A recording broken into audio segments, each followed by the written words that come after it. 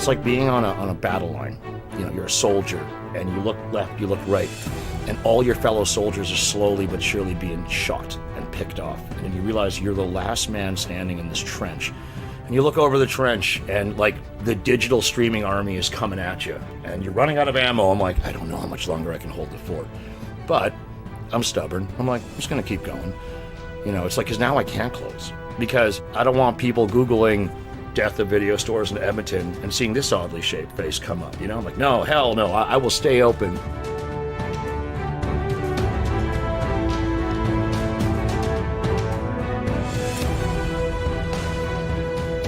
Hello and welcome to the podcast. I'm your host, Joe Dowd.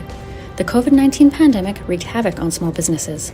Lockdown measures forced many to close their doors for months, taking a serious financial hit. When pandemic restrictions were lifted, many businesses were unable to continue. Some small businesses did survive, even those you wouldn't expect.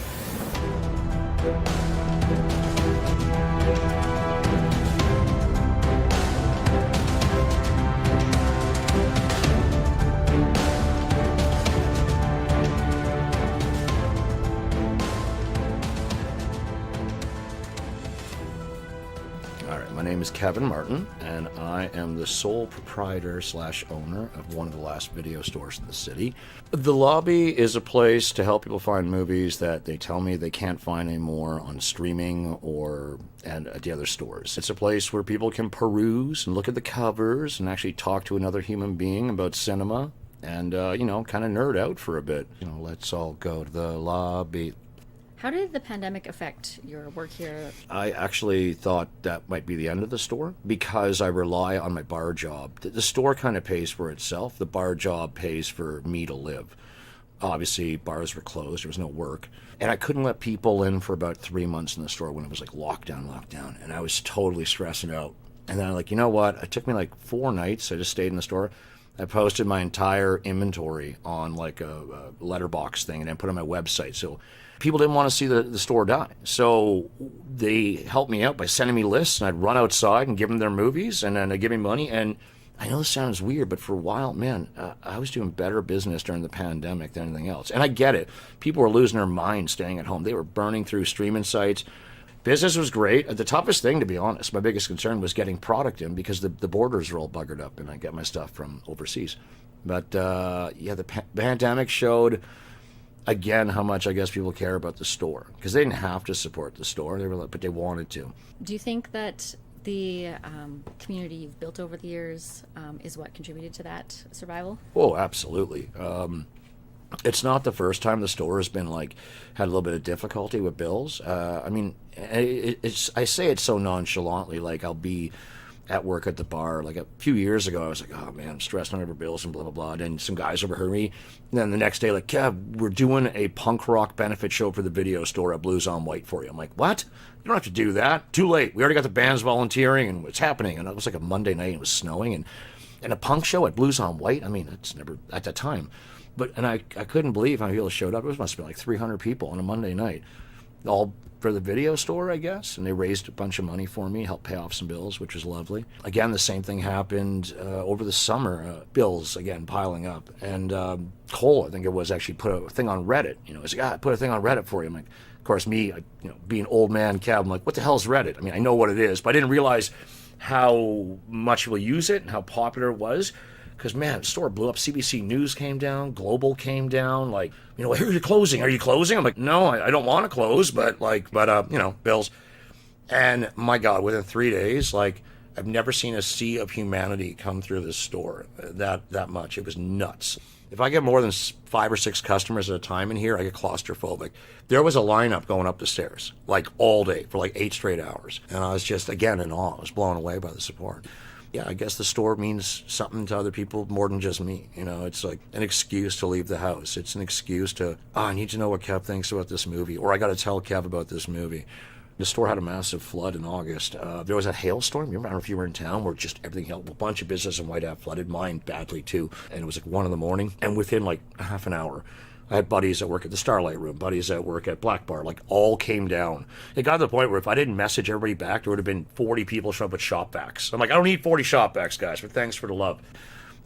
How do your customers hear about the lobby? For the first few years, it was definitely word of mouth, and it still kind of is. The good thing about still working at bars at night, too, and I'm a DJ, something about the movies I deal with, the underground and obscure films, always caters towards the people that enjoy that kind of music, too. Working in the bars here for over 20 years on White Ave and living on White Ave, it's like Sesame Street in an alternate universe. You know, like everybody knows everybody, and luckily there's a lot of young movie nerds. I don't know. I mean, I always ask when I get a new customer, like, yeah, I heard about your store. I'm like, how'd you hear about my store? Like, oh, I was hanging out with some buddies at the university, and we were talking movies, and they're like, have you been to the lobby? And I'm like, oh, that's sweet. I mean, you know, people can check out my website, and I write blogs and all that jazz. But yeah, old school, old fashioned, just people talking to people. When I opened up, I didn't know what the demographic would be for my shop. I figured, you know, 18 to 25-year-old males or something. But wow, I was way off. Like, honestly, men to women, 50-50. Age-wise, I get professional couples in their 50s and 60s coming in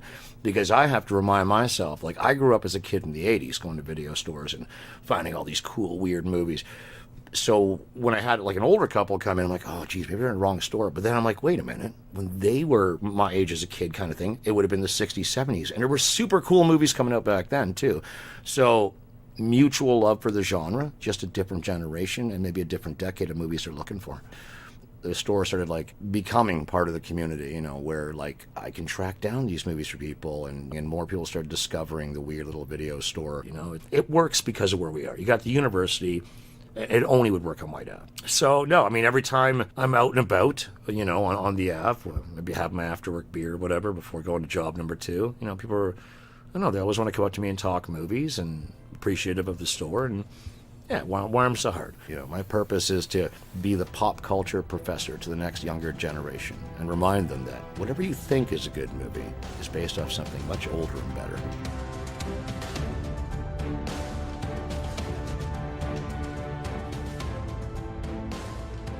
You have kind of a niche of horror films, cult films, that kind of thing. Do you think that draws in people because they're specifically looking for stuff like that? Yeah, for sure. I mean, admittedly, I get a little bit bummed out. People are like, oh, the lobby, that's the horror movie shop, right? And I'm like, I understand why people assume that. And yes, about 50 to 55% of the inventory is genre movies, as I'll say. But it's crazy after years have gone on.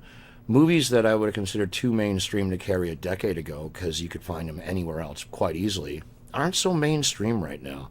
The best analogy I can come up with what the store is all about, the 2 best-selling movies of this year are Cannibal Holocaust, which is a really uncomfortable, nasty Italian film from the early 80s, and the second best-selling movie is Spice World.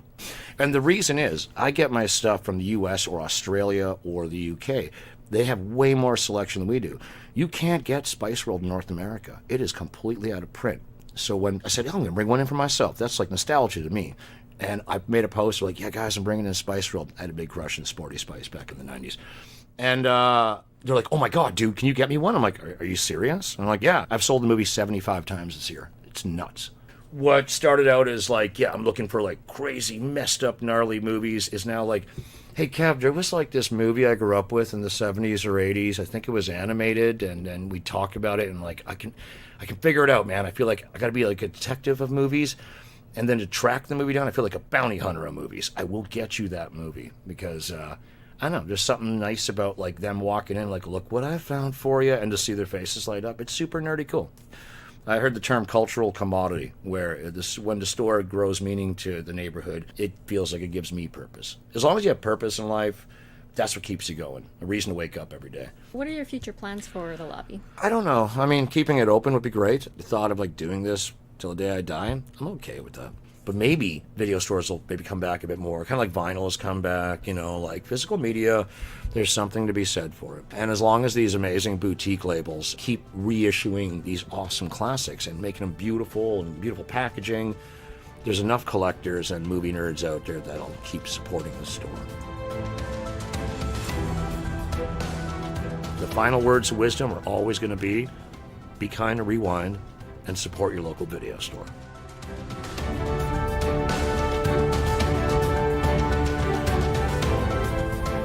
Many thanks to my guest on the show, Kevin Martin. Music was provided by Pixabay, and the show was produced, edited, and hosted by me, Joe Dowd. Thank you for listening.